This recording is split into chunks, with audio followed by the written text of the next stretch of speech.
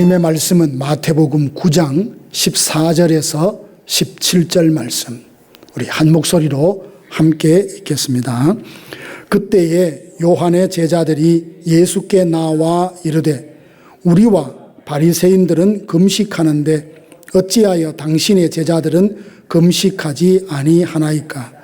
예수께서 그들에게 이르시되 혼인집 손님들이 신랑과 함께 있을 동안에 슬퍼할 수 있느냐? 그러나 신랑을 빼앗길 날이 이르리니 그때에는 금식할 것이니라.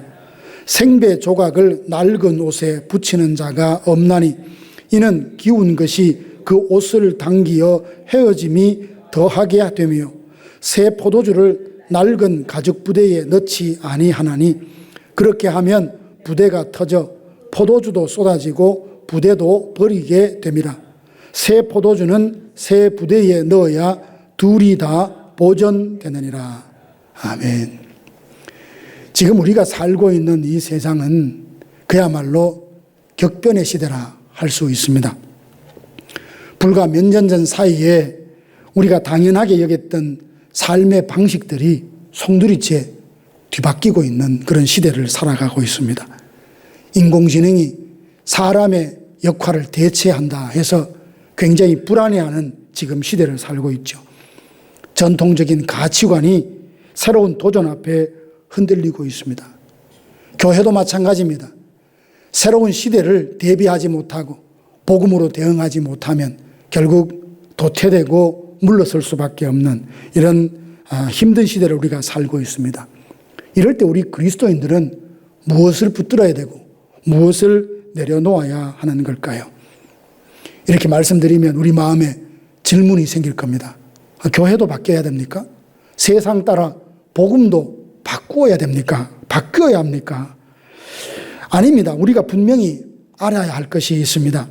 복음의 본질, 예수 그리스도의 십자가와 부활, 그리고 오직 우리는 은혜로 구원받는다는 사실, 하나님은 삼위일체 하나님이라는 것, 하나님의 그 절대 주권, 이런 진리들은 영원히 불변합니다.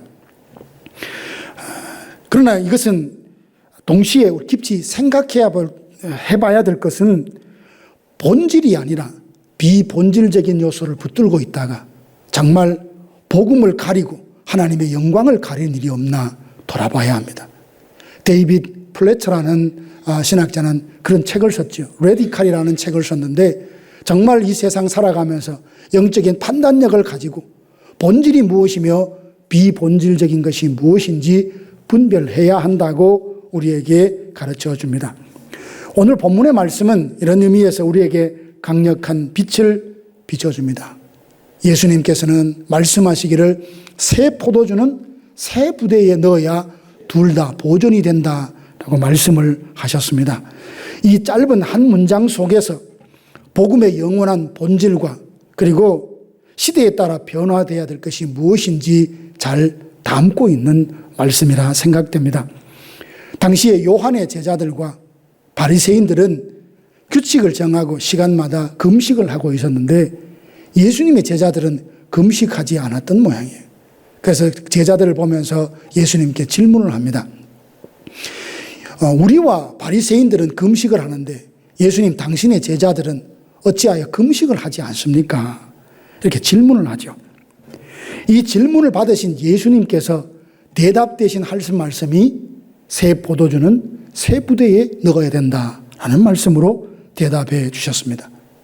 이 말씀은 예수님께서 단순히 금식에 대한 질문에 답을 주셨다기보다는 우리 신앙생활의 근본적인 패러다임에 대해서 말씀해 주신 내용입니다. 새 포도주는 새 부대에라는 이 말씀은 하나의 단순한 비유가 아니라 새로운 시대에 단순히 적응하는 것만이 아니라 이 세상을 변화시키는 역동적인 삶을 살아야 되는 그리스도인이 어떤 사람이 되어야 되는지에 대한 분명한 지침을 주고 있는 말씀이죠. 새 포도주와 새 부대가 무엇을 의미하는지 이해해야 오늘 본문이 열립니다. 새 포도주는 무엇을 말할까요? 이것은 다름 아닌 예수 그리스도 그분 자신을 말합니다. 그리고 그분이 주님이 가져오신 복음의 능력이 바로 이 새 포도주입니다. 새 포도주는 단순히 구약의 율법에 새로운 율법 몇 가지를 더 첨가한 것이 아닙니다. 완전히 새로운 차원의 생명이자 능력입니다. 포도주가 발효하면서 팽창하듯이 복음은 살아 움직이는 하나님의 능력입니다. 로마서 1장 16절에 보면 복음은 모든 믿는 자에게 구원을 주시는 하나님의 능력이라고 했습니다. 구원을 주시는 하나님의 능력이 되는 복음이 바로 이 새 포도주입니다. 복음은 인간의 노력이나 공로가 아니라 전적으로 하나님의 은혜로 주어진 선물이죠. 이와 같이 새 포도주란 예수 그리스도 그 자신을 말하며 복음의 능력을 비유해서 하신 말씀입니다.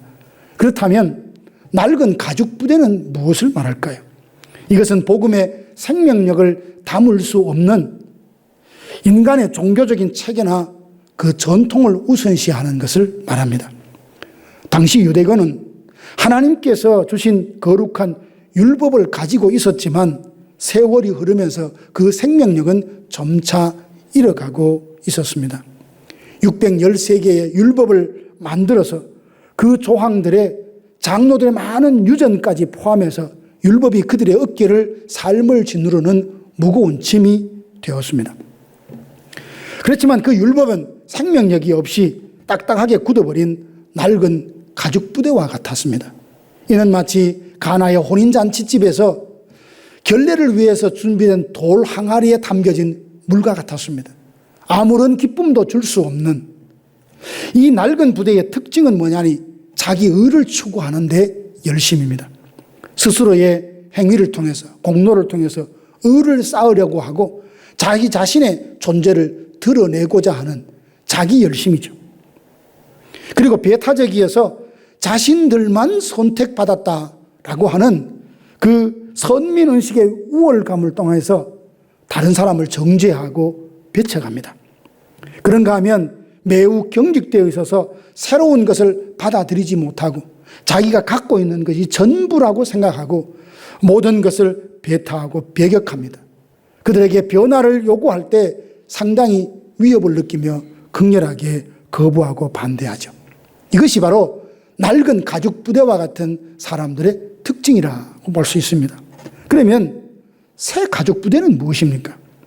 새로운 가죽 부대라는 것은 복음의 능력을 온전히 담아낼 수 있는 성령의 능력으로 새롭게 변화된 마음이 바로 새 가죽 부대입니다. 에스겔서 36장 26절의 약속대로 영을 너희 속에 두고 새 마음을 너희에게 주되 너희 육신에서 굳은 마음을 제거하고 부드러운 마음을 줄 것이라 라고 했죠.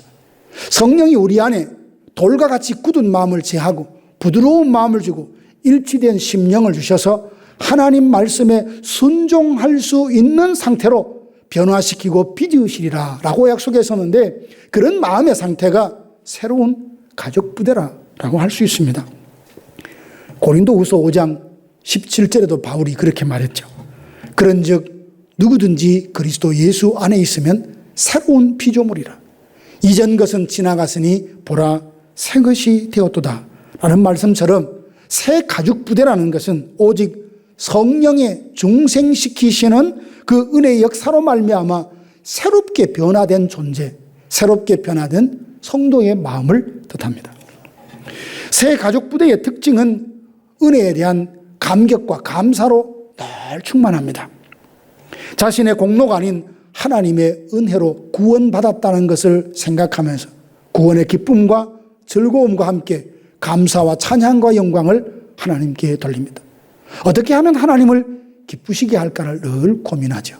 어떻게 하면 나를 통해서 그리스도를 존귀케 할까에 관심을 가지고 그 초점을 맞추고 삶을 살아가는 사람입니다. 새 가죽 부대와 같은 사람들은 사랑으로 늘 열려 있습니다.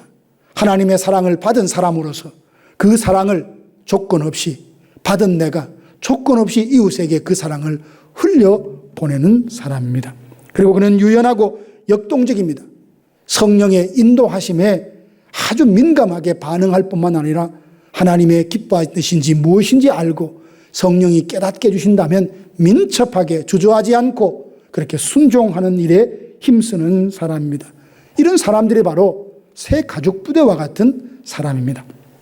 그렇다면 예수님께서 새 포도주를 새 가죽 부대에 담는다라고 하는 이 말씀은 구체적으로 우리에게 무엇을 요구하는 말씀일까요? 대충 세 가지로 정리해서 말씀을 드립니다. 첫째는 혈통적인 우월감이라는 낡은 부대를 버리고 믿음의 새 부대로 거듭나라는 말씀입니다. 유대인들에게는 굉장히 자랑스러운 것이 있습니다. 그게 뭐냐 하면 그 중에 하나가 나는 아브라함의 후손이다. 아브라함의 혈통이라는 것을 굉장히 긍지로 또 자랑스럽게 생각을 합니다. 마치 혈통 그 자체가 구원을 보장하는 것처럼 그렇게 여겼습니다. 그러나 세례 요한은 이들의 착각을 아주 신랄하게 지적을 하죠. 너희 속으로 아브라함이 우리 조상이라고 생각하지 마라. 하나님이 이 돌들로도 아브라함의 자손을 만들 수 있다라고 그렇게 말씀하죠.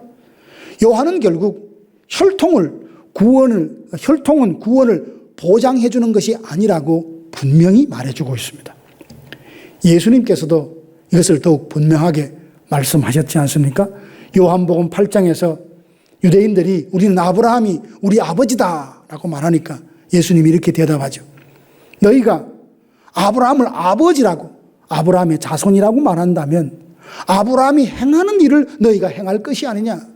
아브라함은 예수님을 주를 하나님으로 인정하고 믿었는데 너희들은 왜 그렇지 않느냐고 하며 혈통을 강조하면서도 삶은 아브라함의 자손답지 않는 그들을 예수님께서 지적하고 꾸짖으셨죠. 그러면서 진정한 아브라함 자손은 혈통으로 결정되는 것이 아니라 믿음으로 결정된다라고 말씀하셨습니다. 바울 사도는 로마서에서 이 진리를 아주 신학적으로 잘 정립을 해놨습니다. 로마서 9장 6절에서 8절 보니까 이스라엘에게서 난 그들이 다 이스라엘이 아니요. 육신의 자녀가 다 하나님의 자녀가 아니요. 오직 약속의 자녀가 씨로 여기심을 받는다라고 했습니다. 여기다 구체적으로 갈라디아서 3장 7절에 보면 그런즉 믿음으로 말미암은 자들은 아브라함의 자손인 줄 알지어다. 유대인들은 자신들이 아브라함의 혈통, 아브라함의 후예라는 것을 굉장히 자랑스럽게 여기고 그것이 하나님의 백성이라는 보증수표라도 되는 것처럼 확신했지만 예수님은 그들에게 뭐라고 말합니까? 바울은 그들에게 뭐라고 말합니까? 진짜 그 이스라엘은 아브라함의 혈통적인 후예가 아니라 이면적인 유대인, 그 마음에 할례를 행하고 하나님을 나의 주, 나의 하나님으로 믿고 고백한 사람, 그 믿음으로 말미암아 하나님의 백성 자손이 된다고 분명히 말씀하고 있습니다.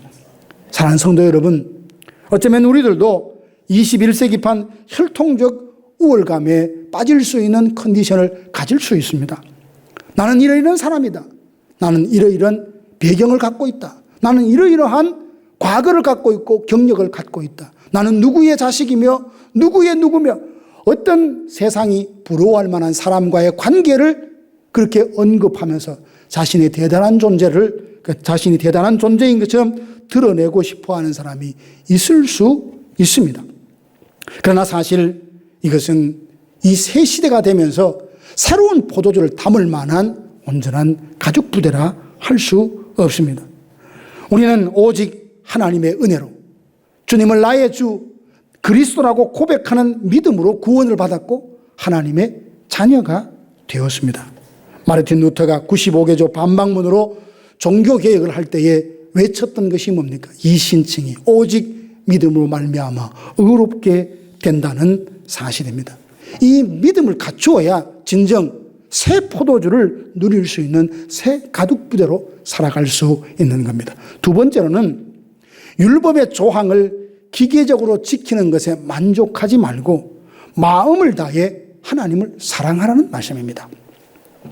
새 포도주를 새 부대에 넣는다. 이것은 율법의 내용을 단순히 외적으로 준수하고 지키는데 만족하는 것이 아니라 우리의 전 존재가 하나님의 말씀을 받아들여 그 말씀이 내 인격이 되고 내 삶의 지침이 되도록 나를 그 말씀에 내어 맡기는 겁니다. 마태복음 19장에 보면 한 부자 청년이 있습니다. 그는 영생에 대한 질문을 가지고 예수님을 찾아갔습니다.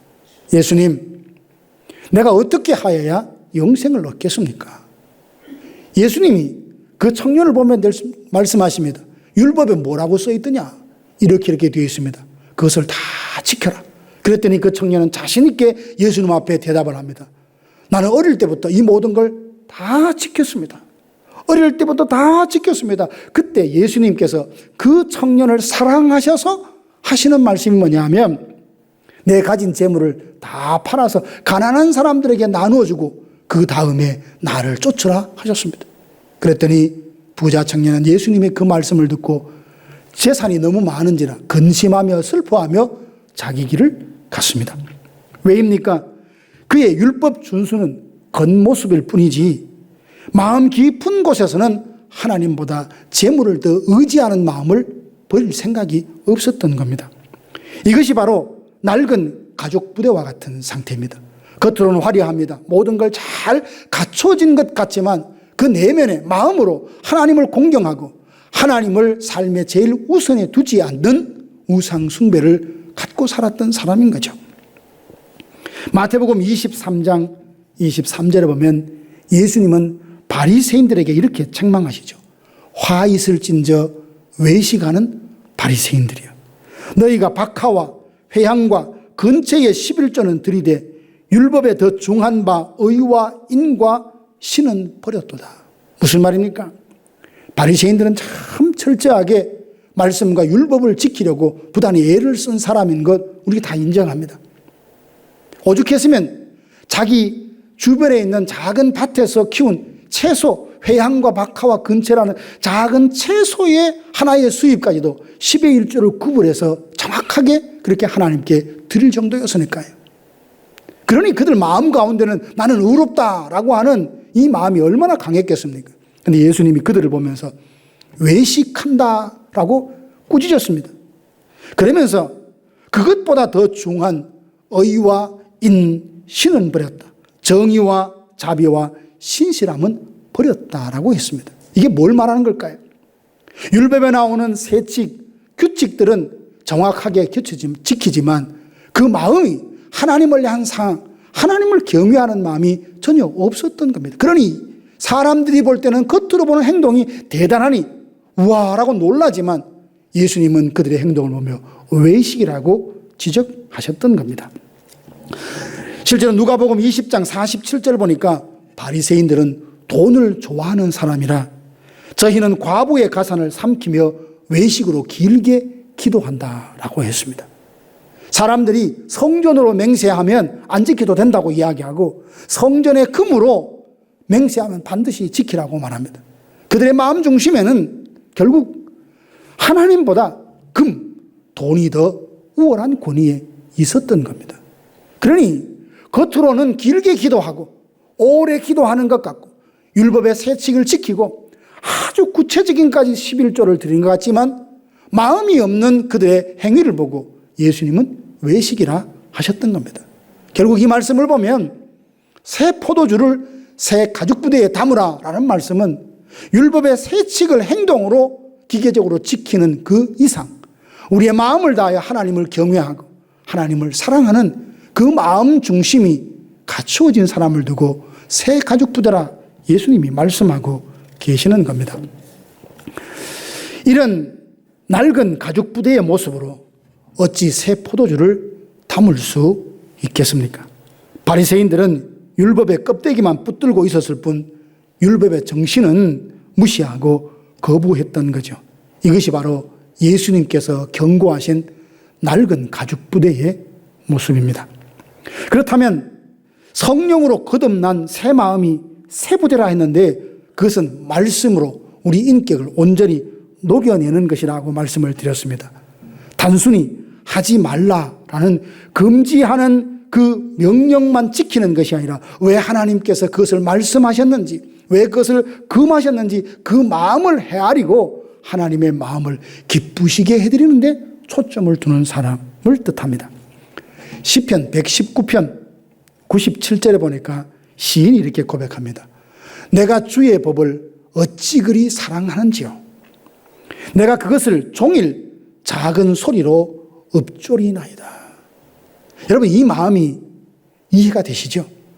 그저 기계적으로 순서에 따라 성경을 읽고 마는 것이 아니라 읽으면서 그것이 비록 내 눈앞에는 문자지만 생명력 있는 하나님의 말씀으로 받고 성령을 통하여 그 말씀이 내 마음의 신비에 들어와 나를 깨닫게 하고 나를 위로하고 나에게 힘을 주고 나에게 소망을 주는 말씀으로 받아들이는 것을 뜻하죠. 예레미야 31장 33절 보면 하나님이 새 언약을 말씀하십니다.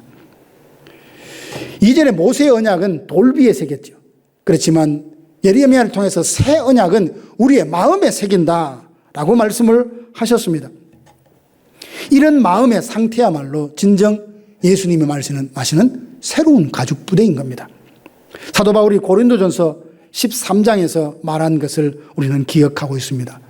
내가 내게 있는 모든 것으로 구제하고 또 내 몸을 불사르게 내어질지라도 사랑이 없으면 내게 아무 유익이 없고, 아무리 종교적인 행위라 할지라도 그것이 하나님과 이웃을 사랑한 그 사랑이 동기가 되지 않는다면 천사의 말도 울리는 꽹과리에 지나지 않는다라는 것을 우리는 배우고 알고 있습니다.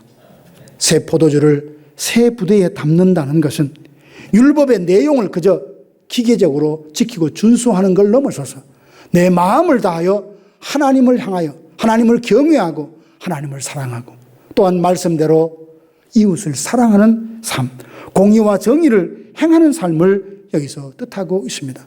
여러분, 이번 주에 아마 예레미야서를 여러분 묵상하고 읽으셨을 겁니다. 예레미야서 보면 하나님이 정말 원하는 것이 무엇인지 예레미야를 통해서 말씀하고 있습니다. 하나님이 원하시는 것은 이스라엘 백성이 하나님을 믿고 또 하나님을 경외하는 마음으로 공의와 정의를 행하는 삶이었습니다.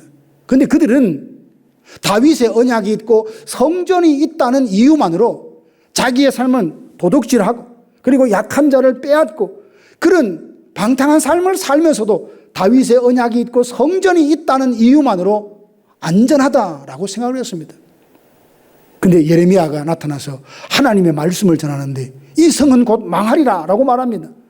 다윗의 언약은 폐기될 것이라고 말하고 영원할 것이라는 예루살렘 성은 무너질 것이라고 말하고 이방민족 바벨론에게 와서 짓밟힐 것이라고 이야기하니까 누가 예레미야의 그 말을 아멘하며 받고 감사하며 자기의 뜻을 돌이키겠습니까? 오히려 만국의 이야기를 전한다며 예레미야를 핍박하고 가두고 핍박을 했던 거죠.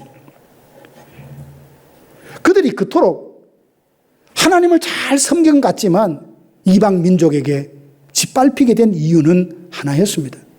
성전에서 많은 예물을 가지고 제사를 드리지만 그의 마음 가운데는 하나님을 경외함이 없었습니다. 마치 우상을 숭배하듯 우상에게 제물을 주고 액땜을 하는 마음처럼 마음으로는 하나님을 경외함이 없고 하나님을 존중하는 마음이 없이 그저 종교 행사를 통해서 그 모든 것을 대신하려고 했다는 거죠.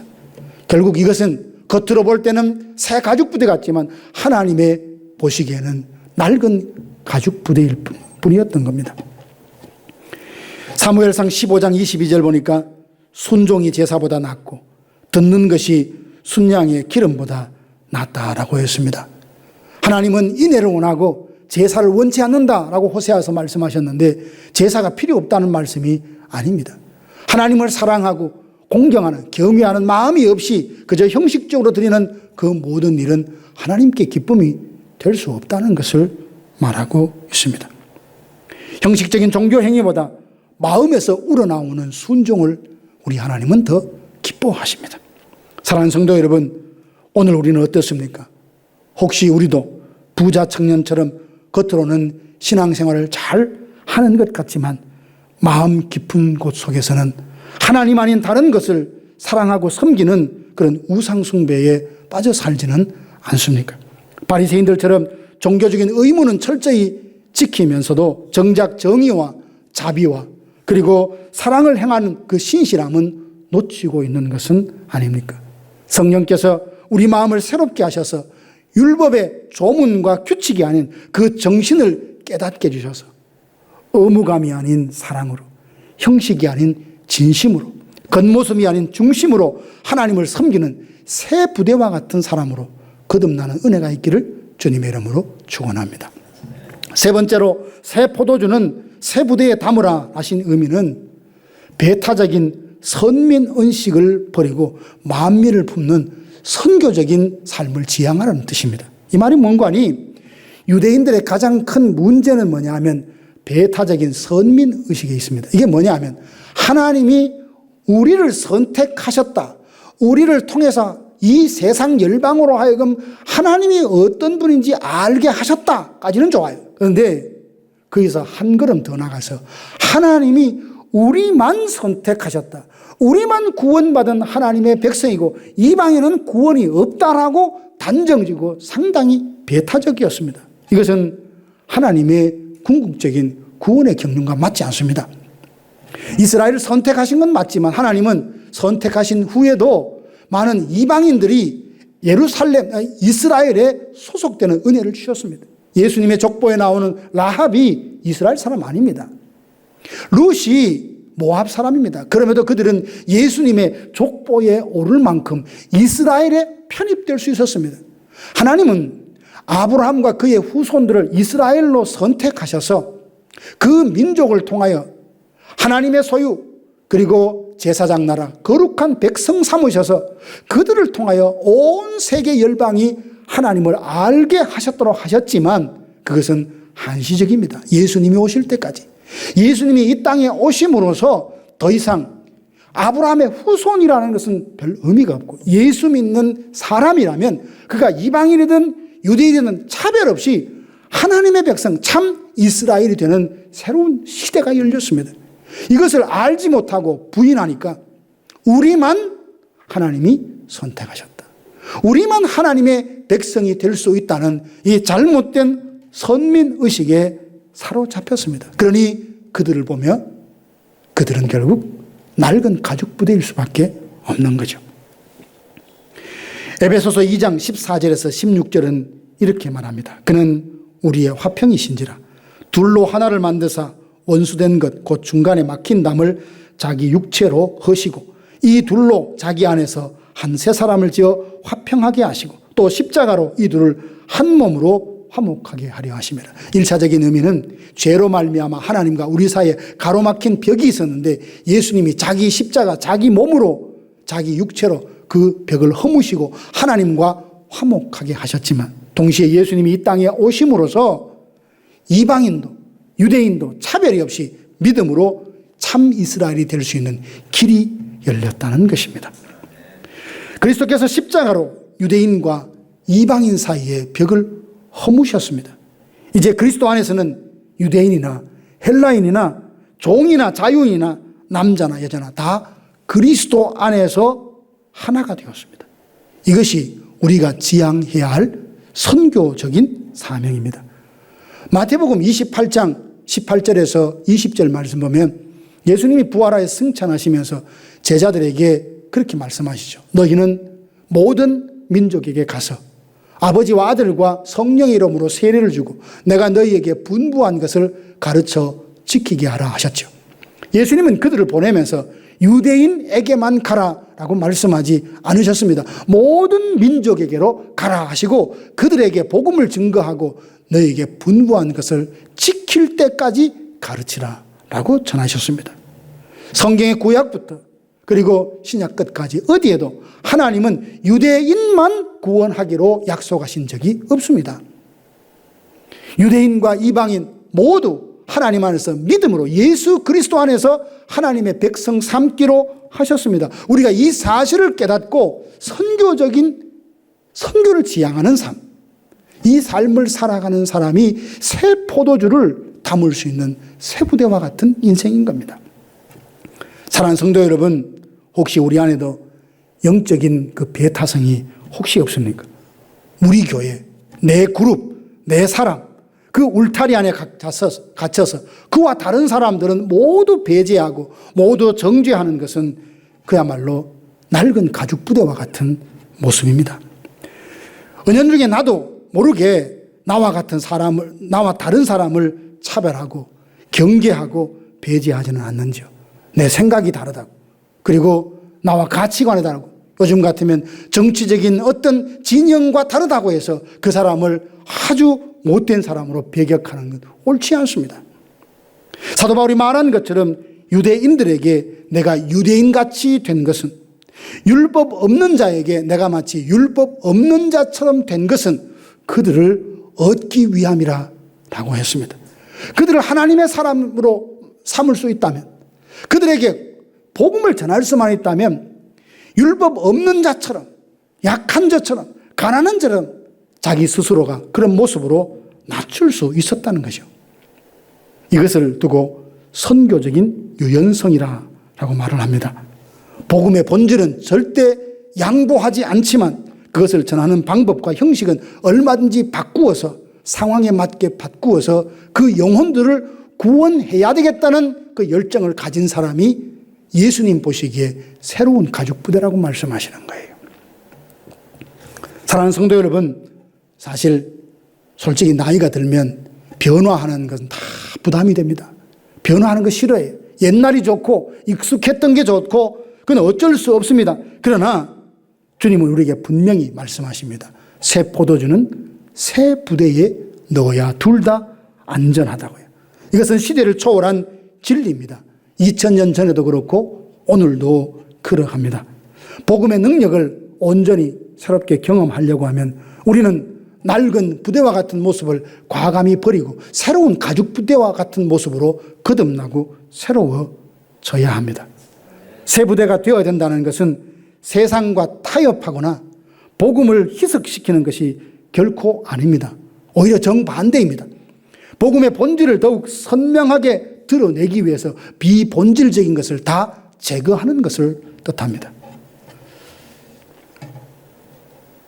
사랑하는 성도 여러분, 주님은 지금도 새 포도주와 같은 신령한 은혜를 우리에게 부어주고 계십니다. 이 은혜는 멈추지 않습니다. 주님의 복음은 오늘도 우리의 삶 가운데 살아서 역사하십니다. 그러나 그 생명의 포도주를 담을 그릇이 낡아 있다면 우리는 그 풍성함을 감당하지 못하고 경험하지 못할 것입니다. 오늘 주님이 우리들 각자의 마음에 서서 이렇게 말씀하십니다. 내가 새 일을 행하리니 이제 나타낼 것이다. 하나님은 늘 새 일을 창조하시고 그리고 베푸시는 분입니다. 날마다 새 일을 행하시는데 그 하나님의 놀라운 역사를 온전히 내가 누리고 경험하기 위해서는 내 자신이 변화되어야 되는, 사랑하는 성도 여러분, 이제 낡은 부대의 모습을 과감하게 버리십시다. 성령의 새 옷을 입읍시다. 날마다 하나님을 가까이 하십시다. 하나님께서 여러분 안에 새 일을 시작하리라 약속하셨습니다. 새 포도주는 새 부대에 담으라. 혈통과 전통, 그 배경을 우선시하는 것에서 참된 믿음을 추구하는 삶의 자세로, 율법을 기계적으로 순종하기보다 마음을 다해 하나님을 사랑하고 이웃을 사랑하라는 사랑의 이중 계명을 순종하며 살아가. 배타적인 선민 사상이 아니라 선교적인 유연성하죠. 만민을 품고 그들이 하나님께로 돌아올 때까지 부단히 그들에게 복음과 사랑을 나누려고 하는 삶의 자세를 가질 때 우리의 심령 가운데는 새 포도주의 은혜와 기쁨이 넘쳐나게 될 줄로 믿습니다.